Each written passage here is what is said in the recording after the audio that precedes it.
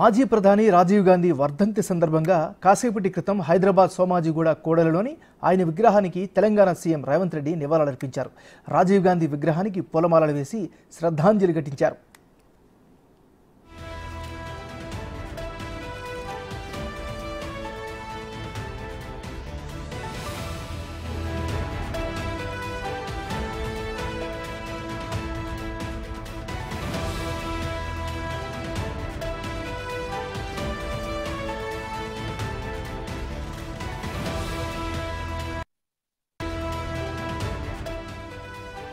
వెంటనే మనం breaking news చూస్తున్నాం. మాజీ ప్రధానమంత్రి రాజీవ్ గాంధీ వర్ధంతి ఈరోజు.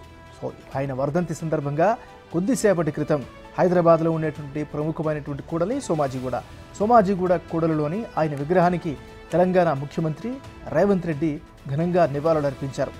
రాజీవ్ గాంధీ విగ్రహానికి పూలమాలలు వేసి శ్రద్ధాంజలి ఘటించారు. ఈ సందర్భంగా ఆయన సేవలను గుర్తు చేసుకున్నారు రేవంత్ రెడ్డి.